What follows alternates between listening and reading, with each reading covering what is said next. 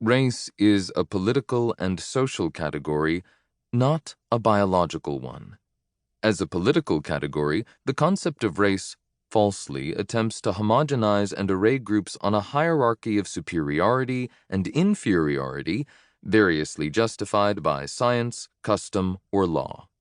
In the language of social science, the shorthand for this categorization and differentiation is that race is a social construction. Seeing race as a social construction turns mainstream ideas about race on their head. Social construction is anti-essentialist, assuming there are no meaningful biological differences between groups, and thus, there are no inherent qualities confined to any socially defined racial group. Social construction is a potentially liberatory idea that recognizes that all racial groups display the full human range of emotions and intelligence. No group is inherently oppressive or likely to hold a monopoly on truth, beauty, or knowledge. Rather than an eternal, unchanging, and essential identity, race is contextual, malleable, and unstable. Racial classifications have changed dramatically over the course of U.S. and world history. Racial categories vary across societies and between regions within societies. Many individuals have even moved from one racial classification to another over their lifetimes. Because racial categories are unstable, law and social policy have repeatedly attempted to pin them down by citing proportions of blood or ancestry, examining hair texture and skin tone, or even customs and culture. When confronted with the idea that race is a biological fiction, some conclude race should be abandoned as a way of categorizing people and understanding social inequalities. The reasoning behind the urge to abandon race is superficially compelling.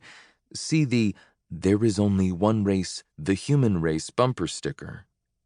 If race is a collective hallucination, and it is, then why should scholars use it to describe people or differences between groups?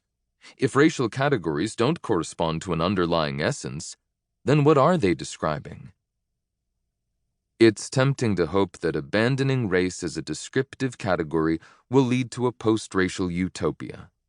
But the belief that dropping racial categories will lead to transcending racial inequality relies on a basic misunderstanding of what social construction means. Those who advocate for colorblind approaches often presume that race-based inequalities will magically disappear if social scientists and governments stop cataloging and start ignoring them. But the experience of countries like France, whose Republican ideology eschews identity categories, "we are all French," and bans the state collection of data on race, shows that officially ignoring and disregarding racial categories doesn't make inequalities disappear. Despite officially colorblind state policy, France exhibits racial inequality in labor markets and education, and institutionalized discrimination against its Muslim population. Calls to ignore race in practice often mean ignoring racial inequality. Social construction isn't synonymous with not real. Seeing social constructions as not real and therefore ignorable is a common misrepresentation of the terminology.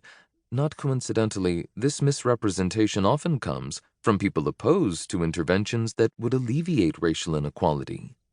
People acting on ideas can greatly impact our reality, even if those ideas bear only a dubious connection to truth. For instance, QAnon conspiracy theorists who believe a gang of Satan-worshipping child sex traffickers controls U.S. politics and media have done quite a bit of damage, despite their ideas having no correspondence to reality. False ideas inspired an adherent of Pizzagate, a precursor to QAnon, to grab his AR-15 and raid a pizza parlor hoping to interrupt a non-existent child trafficking ring. And false ideas propelled QAnon members' participation in the January 6, 2021 Capitol insurrection, threatening American democracy.